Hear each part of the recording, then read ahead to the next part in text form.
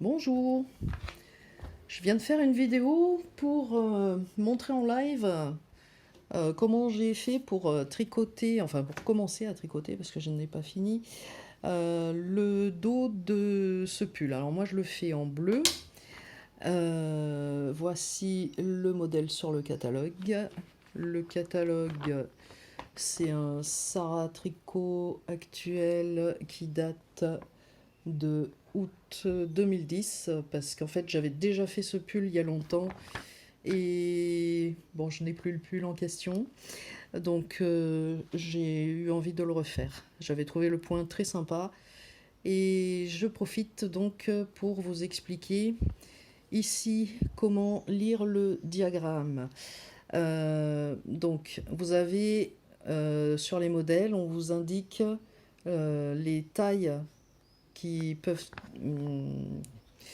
euh, désolé, je trouve plus mes mots. On vous indique les différentes tailles pour lesquelles le modèle est constitué. Moi j'ai choisi 40-42. Entre parenthèses, en fait, c'est quand, voilà, ici vous avez par exemple pour le dos, monter 92 mailles, c'est pour la taille 40-42. Monter 98 mailles pour la taille 44-46 et monter 104 mailles pour la taille 48-50. Voilà à quoi ça sert. Ensuite, les instructions suivantes, c'est sur la laine que vous allez pouvoir utiliser. Donc cette laine-là, moi je la connais pas du tout. Scholler machin. J'ai été à la mercerie choisir une couleur et puis par contre, ce que j'ai fait attention, bon, 100% laine, moi ça m'intéressait pas non plus, mais j'ai fait attention à la longueur de fil par rapport au poids. Donc ici, il préconise 85 mètres pour 50 grammes. Et ce que j'ai pris, donc, c'est ce genre de laine. Et ici, vous avez ici, voilà, 100 grammes pour à peu près 150 mètres. Du coup, ça fait le double. Pour moi, la pelote, elle fait deux pelotes de ce qui est indiqué sur le modèle, donc ça va très bien. Alors, pour la taille 40-42, ils disent qu'il faudra 700 grammes pour faire le pull. Moi, j'en ai pris 8 pelotes parce que c'était des pelotes de 100 grammes, j'allais pas en couper une en deux. Et puis, comme il faut que je fasse mes échantillons, j'ai besoin de mettre en plus, quoi. Les aiguilles à tricoter, c'est du 4,5 et du 5. Alors 4,5 c'est pour les côtes, 5 c'est pour le reste du pull. Alors un crochet numéro 4, c'est parce que sur ce modèle, toutes les bordures, même sur les manches ici, elles vont être faites au crochet et au niveau du col aussi. Donc les points employés du jersey en droit, du jersey en vert, donc il n'y a vraiment rien de compliqué. Il vous précise même que le jersey en droit, ça veut dire que les rangs en droit sont tricotés en maille en droit et les rangs en vert en maille en vert, et l'inverse pour le jersey en vert. Ensuite, les côtes sur aiguille numéro 4 et demi, il faut alterner 3 mailles en jersey en droit et 3 mailles en jersey en vert. Ce qui va donc faire ces grosses bandes là de côtes. Donc ensuite, tous les points suivants sont tricotés sur des aiguilles numéro 5.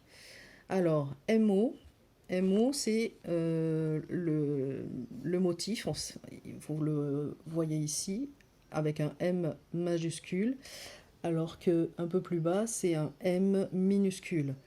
Donc, vous repérez bien sur le diagramme que vous lisez correctement le dessin auquel ça correspond.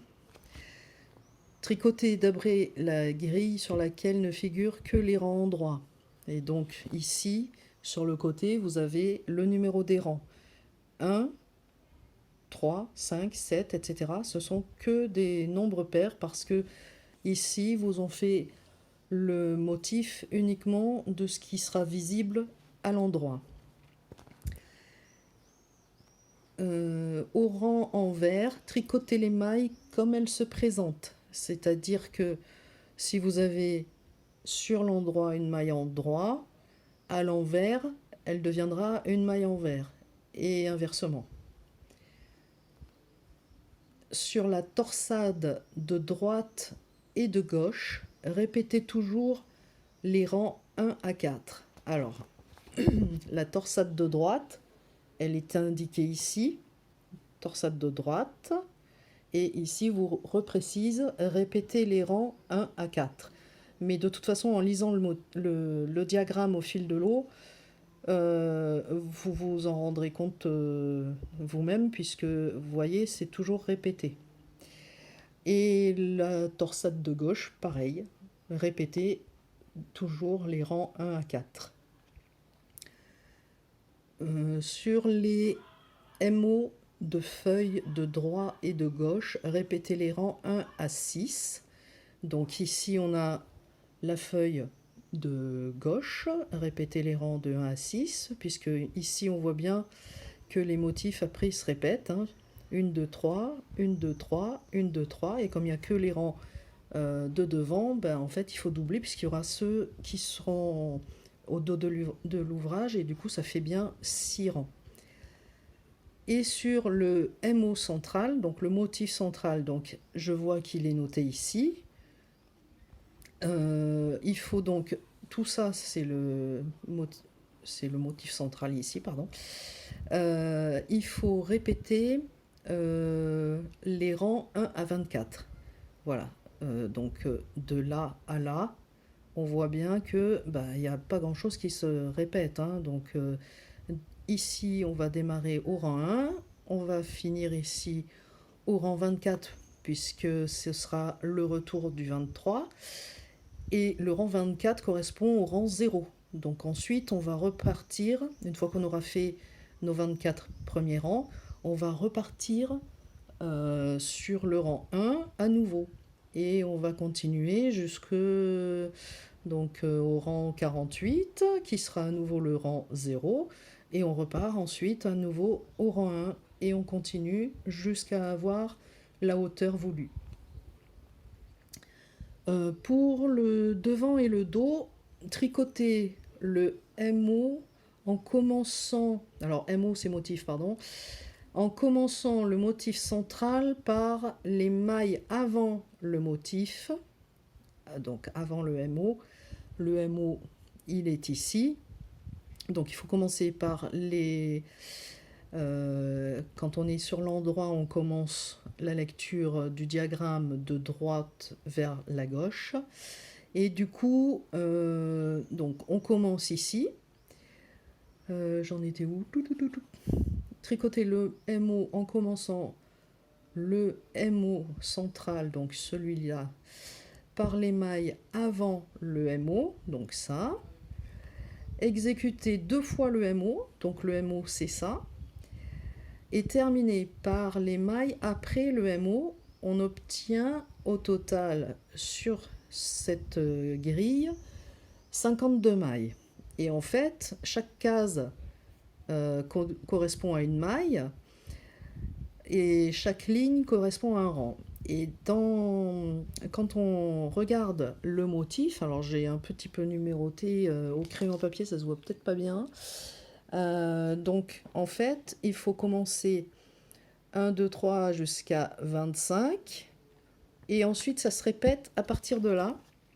Donc la maille 26, elle est ici. Et on repart dans ce sens pour arriver à la 52e. Et donc, moi, pour pas me tromper, quand je vois qu'il y a des choses qui sont à répéter comme ça, comme je suis étourdite, ce que je fais, c'est que j'agrandis le modèle déjà. Et puis, je fais 2 fois la photocopie, je découpe au niveau où ça doit se répéter. Donc là, j'ai découpé ici. Et puis sur une autre copie, j'ai découpé ici. et j'ai assemblé tous les morceaux, puisque au final, sur le devant et le dos, je vais avoir 3 losanges de torsade. C'est plus facile pour moi de faire comme ça que de suivre ici et puis de mélanger les pinceaux au moment où je dois faire le retour arrière pour compter mes rangs. Hein, voilà, vous avez donc ici, vous avez bien 3 losanges sur la plus grande largeur ici. Ici, il y en a 2 et ça se répète. Alors, qu'est-ce que je peux vous dire d'autre? Pour les manches, voilà.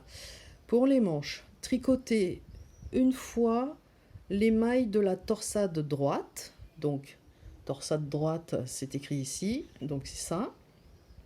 Une fois les mailles du motif central, ici. Donc en fait, les mailles de la feuille droite, on va pas du tout les tricoter. Une fois les mains et une fois les mailles de la torsade de gauche qui est ici. Donc cette phase ici, on va pas la tricoter non plus. Donc de la même façon que pour le motif de devant, je me suis fait mon petit découpage. Alors j'ai pas terminé de bien le faire, j'ai pas refotocopié, mais ça va donner ça. Donc par rapport hop, par rapport au motif du devant, cette partie et celle-ci, plus la répétition du motif, ne va pas se retrouver sur le motif des manches, puisque les manches sont bien sûr plus étroites que le torse. Donc maintenant que j'ai préparé mes 2 petits feuillets, donc j'utilise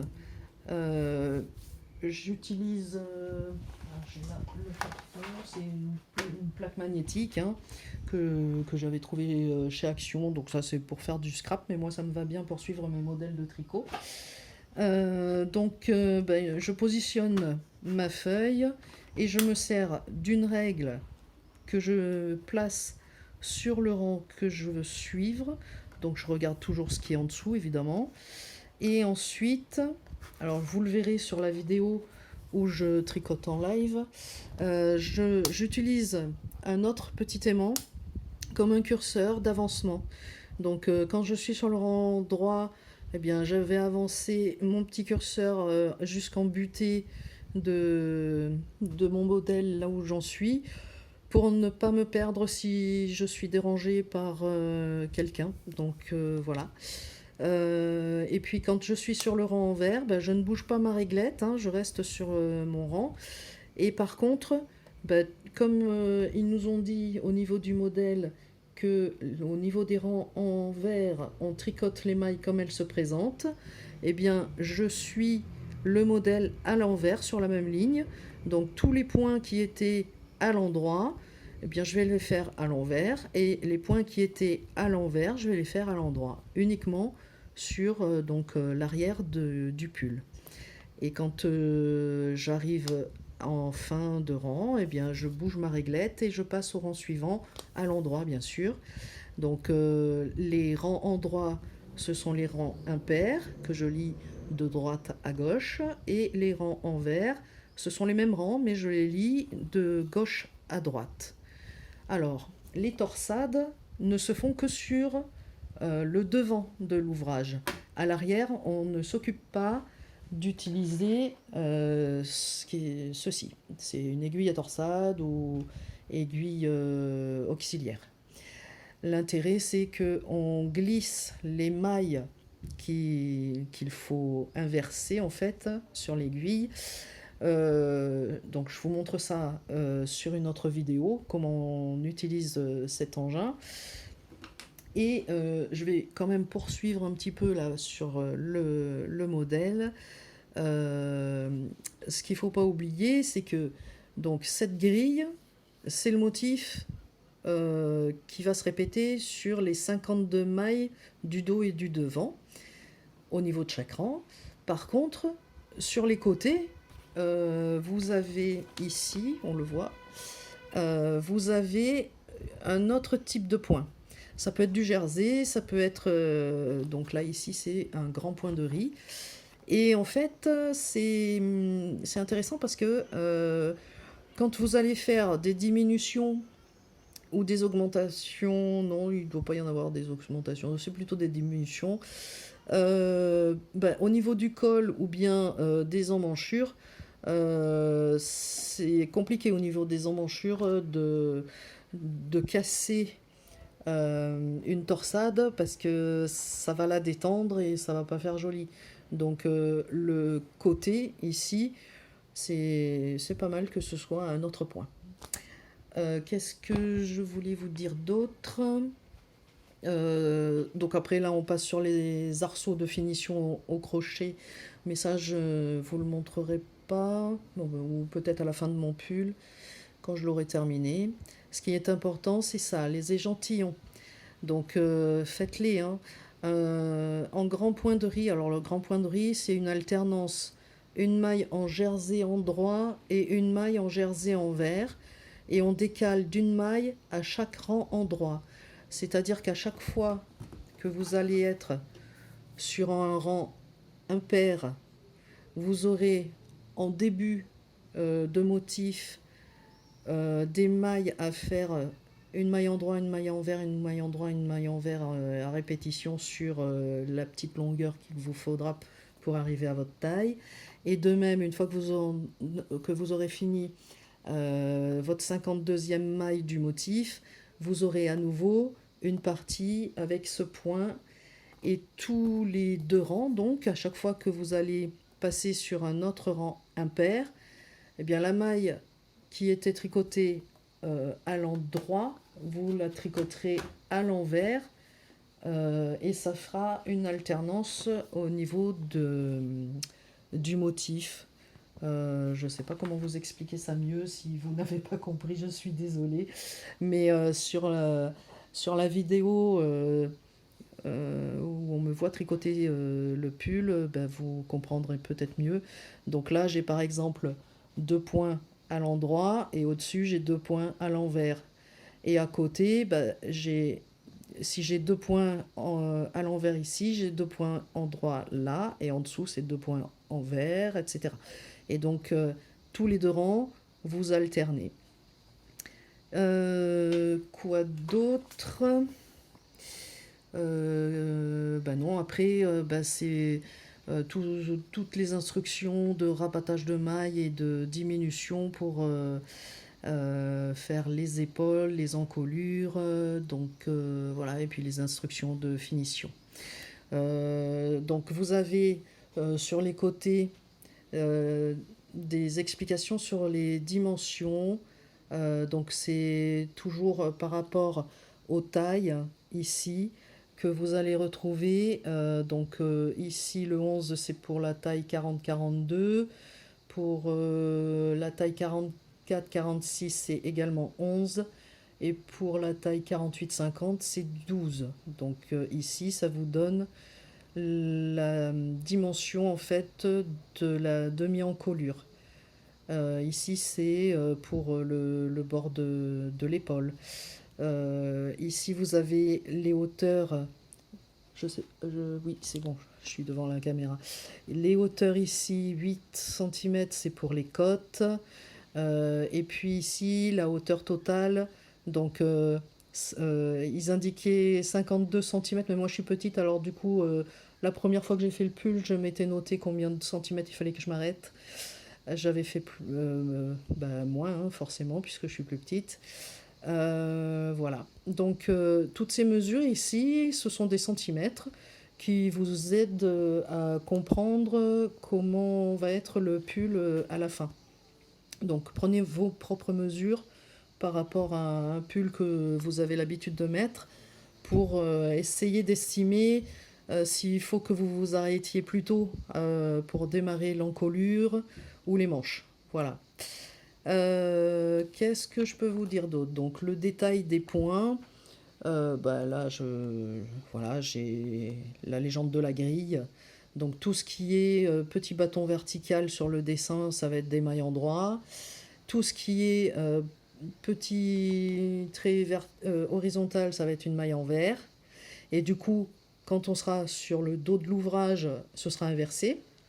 Donc les mailles en vert deviendront des mailles en droit et les mailles en droit deviendront des mailles en vert. Enfin, le symbole représentera l'inverse de ce qu'il veut dire quand on sera en train de tricoter les rampères. Pardon. Ensuite, il y a des petits symboles différents. Ici, c'est pour faire des petites boules. Donc ça, je vous le montre hein, quand je passe sur le tricot. Mais je voulais déjà voilà, vous aider à lire un petit peu comment ça se passe là quand on regarde un modèle comme ça et que ben, la première fois on se demande mais qu'est-ce que ça veut dire, comment ça se lit. Voilà, j'espère que je vous ai bien dégrossi le truc et puis que avec la vidéo où vous me verrez tricoter, ben, l'un et l'autre, ça vous donnera envie de faire vous-même un pull en torsade. Et voilà, je vais terminer cette petite vidéo. J'espère que ça vous aura plu et que vous irez du coup voir comment je tricote en me servant donc de ma petite tablette là. Ah mais il y a un truc que je voulais vous dire aussi, voilà, j'ai horreur d'utiliser ce truc là, donc faites attention, hein. Faites bien vos échantillons plus grands que les 10 cm sur 10 pour bien mesurer un carré de 10 cm sur 10 et puis ça vous évitera de, de passer sur les calculateurs parce que voilà, je ne vais pas vous expliquer ça maintenant. C'est possible, mais sur des trucs en torsade en plus, excusez-moi, mais non, je vais pas vous expliquer ça maintenant. Voilà. Allez, bon tricot. J'espère que celles qui n'osaient pas se lancer dans un pull à torsade, elles vont être tentées de le faire. Démarrer par un échantillon, vous verrez, c'est quand même sympa. Voilà. Au revoir. Merci d'avoir regardé la vidéo.